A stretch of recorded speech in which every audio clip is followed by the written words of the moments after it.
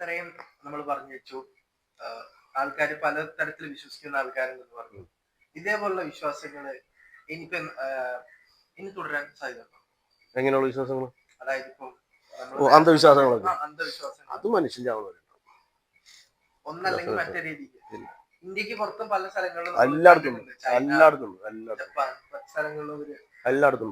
ഇപ്പൊ ഞാൻ എന്റെ ഒരു പേഴ്സണൽ എക്സ്പീരിയൻസ് പറയുകയാണെങ്കിൽ, ഞാൻ സിംഗപ്പൂര് 2014 കുറച്ച് കാലം ഉണ്ടായിരുന്നു. അപ്പൊ 2014 സിംഗപ്പൂരിൽ ഞങ്ങൾ പുറത്തേക്ക് ഇറങ്ങി നടക്കാൻ ചെല്ലുമ്പോ ബുദ്ധമതങ്ങളുടെ ക്ഷേത്രങ്ങളുടെ മുമ്പില് ഒരു പ്ലേറ്റില് കുറച്ച് അവിടുത്തെ സ്റ്റിക്കി റൈസ് പോലത്തെ സാധനം, പിന്നെ നമ്മളെ ഈ ഒരു കൊക്കക്കോള, അതുപോലുള്ള കുറച്ച് സ്ട്രീറ്റ് ഫുഡ് എന്തൊക്കെയോ ഒരു പ്ലേറ്റിനകത്താക്കിയിട്ട് റോഡ് സൈഡിൽ, സിംഗപ്പൂർ എത്ര വൃത്തിയുള്ള സിറ്റിയാണ് നമുക്ക് എല്ലാവർക്കും അറിയാം, പക്ഷെ ഈ ഒരു സംഭവം റോഡ് സൈഡിൽ വെച്ചിട്ടുണ്ട്. ഇത് ആരും അടുത്ത് അങ്ങനെ കളയുന്നില്ല. പക്ഷെ നമ്മളെ നാട്ടിലത്തെ പോലെ എറിഞ്ഞിട്ടൊന്നല്ല, ഒരു പ്രോപ്പറായിട്ട് വെച്ചിട്ടുണ്ട്, സെപ്പറേറ്റ് ആയിട്ട് വെച്ചിട്ടുണ്ട്. അപ്പൊ എനിക്ക് അന്ന് ഈ സംഭവം കത്തിയില്ല. പിന്നെ ഞാൻ ആലോചിച്ചു, ഇതിനെ കുറിച്ചൊന്ന് റിസർച്ച് ചെയ്തപ്പോൾ മനസ്സിലായത് അവരുടെ മരിച്ചുപോയ ആൾക്കാർക്ക് വേണ്ടിയിട്ടുള്ള, നമ്മള് ബലിയിടുക എന്നൊക്കെ പറയുന്ന പോലൊരു സംഭവം സോക്കോൾഡ് സിംഗപ്പൂരും ഉണ്ട്. അത് ചൈനക്കാരെയാണ് അല്ലെങ്കിൽ ബുദ്ധമതം സ്വീകരിച്ചിട്ടുള്ള ആൾക്കാരെ കൂടുതൽ ചെയ്യുന്നത് എനിക്ക് മനസ്സിലായത്.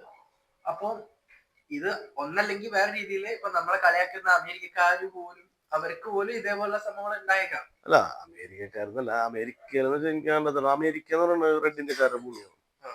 നൈറ്റ് ഇന്ത്യക്കാർ അവിടുത്തെ ആൾക്കാരുടെ നേറ്റീവ് ആൾക്കാർ. പക്ഷെ അമേരിക്ക എന്ന് പറയുന്നത് മറ്റേ ബ്രിട്ടനിൽ നിന്നും അയർലൻഡിൽ നിന്നുള്ള ആളുകൾ കുടിയേറുകയും അവർക്ക് ജോലി ചെയ്യാൻ വേണ്ടി കുറെ ആഫ്രിക്കക്കാരെ കൊണ്ടുപോയി അവിടെ കൊണ്ടുപോയിട്ട് അങ്ങനെ സങ്കരമായിട്ട് സംഭവിച്ചു വന്നൊരു ഭൂമിയാണ്. അതൊരു ഈ പറഞ്ഞോട്ടൊരു കൾച്ചറൽ ബാക്ക്ഗ്രൗണ്ട് പറയാൻ ഇല്ല, എനിക്ക് തോന്നിയിട്ടില്ല. കാരണം അമേരിക്കക്ക് അങ്ങനെ ഒരു, അത് തന്നെ വെച്ചാല് മറ്റേ പറഞ്ഞിട്ടില്ലേ, സ്റ്റേറ്റ് പവർ കൊടുത്തുണ്ടാക്കിയ ഒരു നേഷനാണ്. നമ്മുടെ നാട്ടില് ഇന്ത്യയിലൊക്കെ വെച്ചിട്ടുണ്ടെങ്കിൽ നേഷൻ പവർ ചെയ്തെടുത്ത സ്റ്റേറ്റുകളാണുള്ളത്, തിരിച്ചാണ് അമേരിക്കയുടെ. അപ്പൊ ഒരു കൾച്ചറൽ അപ്പൊ കൾച്ചർ എന്ന് പറയുന്നത് ഇത് ഒരു മിക്സഡ് ആയിട്ടുള്ളൊരു, അപ്പൊ വ്യക്തിഗതമാണ് അവിടുത്തെ വിശ്വാസം. അതുകൊണ്ടാണ് അവർ ഇത് പറയുന്നത്. നമ്മുടെ നാട്ടിലൊന്നും വെച്ചാൽ അങ്ങനെയല്ല. ഇവിടെ കൾച്ചറലി റിച്ച് ആണ്. പല പല വിശ്വാസങ്ങൾ, ധാരണകൾ, ചിന്തകൾ, പദ്ധതികൾ ഒക്കെ ഉണ്ട്. ഇപ്പൊ ഓരോ പ്രദേശത്തിനും മറ്റേ ആ ഒരു ഭൂപ്രദേശിക്ക് മറ്റേ പറയില്ലേ, ഇന്ത്യ മറ്റേ ആ ഒരു ഏഷ്യയുടെ ആ ഭാഗത്താണെങ്കിലും ഏത് ഗൾഫ് പ്രദേശങ്ങളിലാണെങ്കിലും ആഫ്രിക്കയിലെ പല രണ്ട് രീതിക്കാണ്. മറ്റേ ഈ ആഫ്രിക്കയുടെ തെക്കൻ ആഫ്രിക്കൻ ഭാഗങ്ങളിലേക്ക് വരുമ്പോൾ രീതി ആയിരിക്കണം എന്നില്ല, തീരെ വ്യത്യാസമുണ്ട്. അൾജീരിയ പോലുള്ള സ്ഥലങ്ങളിൽ അതൊക്കെ ഉണ്ടാവും. കാരണം വെച്ചിട്ടുണ്ടെങ്കിൽ അവര് മറ്റേ ഗോത്രീയമായി ജീവിക്കുന്നവരാണ്. പ്രാകൃതന്മാരെന്ന് വെച്ചിട്ടുണ്ടെങ്കിൽ പ്രകൃതിയോടാണെങ്കിൽ ജീവിക്കുന്നു എന്നുള്ള അർത്ഥത്തിൽ നമുക്ക് വിളിക്കാം. അല്ലാണ്ട് സിവിലൈസ്ഡ് അല്ല എന്നുള്ള രീതിയിലല്ല ഞാൻ പറയുന്നത്. അവര് അപ്പൊ പിന്നെ അവർ കൂടുതലും അങ്ങനത്തെ സമ്പ്രദായങ്ങളിൽ കൂടുതൽ വിശ്വസിക്കും. കാരണം ഞാൻ പറയില്ല, ബ്ലൈൻഡാണ് അവരുടെ ലൈഫ്. അതായത് സിവിലൈസ്ഡ് ആയിട്ടുള്ള ആൾക്കാരുടെ പ്രത്യേകത എന്ന് വെച്ചിട്ടുണ്ടെങ്കിൽ, സിവിലൈസ്ഡ് ആയിട്ടുള്ള ആൾക്കാര് കുറച്ചുകൂടി മെച്ചപ്പെട്ട ജീവിതം കണ്ടെത്തും, ഉറപ്പുകൾ വരുത്തി. ഇപ്പൊ ഈ വീട്ടിൽ കിടക്കുമ്പോൾ നിങ്ങളെ പുലി പിടിക്കില്ല എന്ന് ഉറപ്പുണ്ട്, അപ്പൊ അതിലടച്ചാൽ. ആഫ്രിക്കയിൽ കിടക്കുന്ന പുലിയോ ആനയോ പിടിച്ചേക്കാം. ബ്ലൈൻഡാണ് അവരുടെ ലൈഫ്.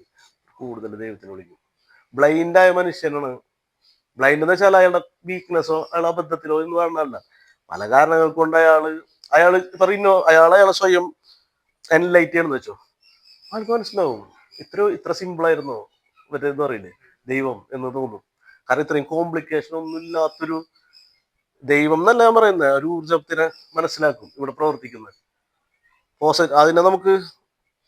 അതിനെ നല്ല രീതിക്കും ചീത്ത രീതിക്കും, അല്ല ചീത്ത എന്നല്ല, ഒരാളെ മറ്റെന്താ പറയാ മാനിപ്പുലേറ്റ് ചെയ്യാനുള്ള രീതിക്കും, ഒരാളെ എൻലൈറ്റ് ചെയ്യാനുള്ള രീതിക്കും എന്താ പറയുക, ഈ ഊർജത്തിനെ സ്വീകരിക്കുന്ന ആളുകളുടെ യുദ്ധം തുടർന്നുകൊണ്ട് തന്നെ ഇരിക്കും, മാറൂല.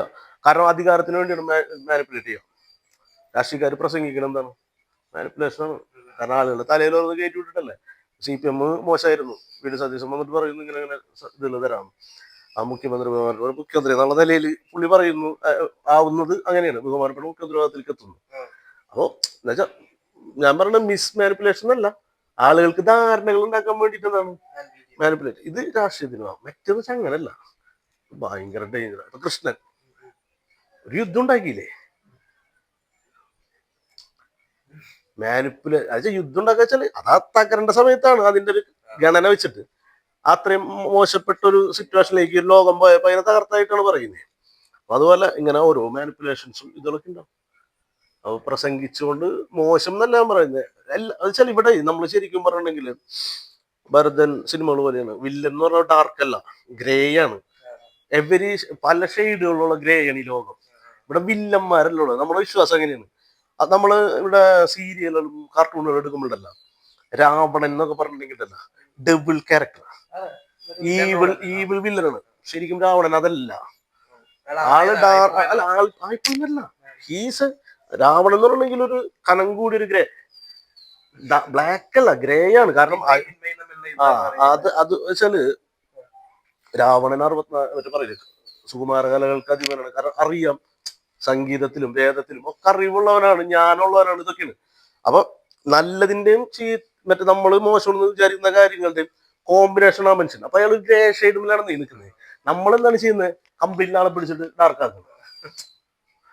അങ്ങനെയുള്ള കുറെ കാര്യങ്ങളില്ലേ, ആ ഒരു ലോകത്താണ് നമ്മൾ ജീവിക്കുന്നത്. അപ്പൊ ഇവിടെ എന്ന് വെച്ചിട്ടുണ്ടെങ്കിൽ കംപ്ലീറ്റ് ബ്ലാക്ക് ഇല്ല, കംപ്ലീറ്റ് വൈറ്റും ഇല്ല, ഓൺലി ഷെയ്ഡ്സ് ഓഫ് ഗ്രേ.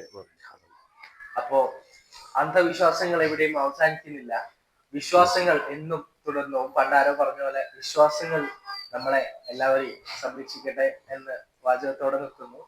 അപ്പോ അടുത്ത വീഡിയോയിൽ കാണുന്നവരെ it's me Sriram and Manish signing off from the Kerala Clips Podcast. Thank you for tuning in. Subscribe ചെയ്യാത്തവർ സബ്സ്ക്രൈബ് ചെയ്യാം. വീഡിയോ ഇഷ്ടപ്പെട്ട ലൈക്ക് ചെയ്യുക, ഇഷ്ടപ്പെട്ടില്ലെങ്കിൽ എന്തുകൊണ്ട് ഇഷ്ടപ്പെട്ടില്ലാന്ന് കമന്റ് ചെയ്യുക. കൂടുതൽ കാര്യങ്ങൾ കമന്റ് രേഖപ്പെടുത്തുക. അടുത്ത വീഡിയോ കാണാം. നന്ദി, നമസ്കാരം.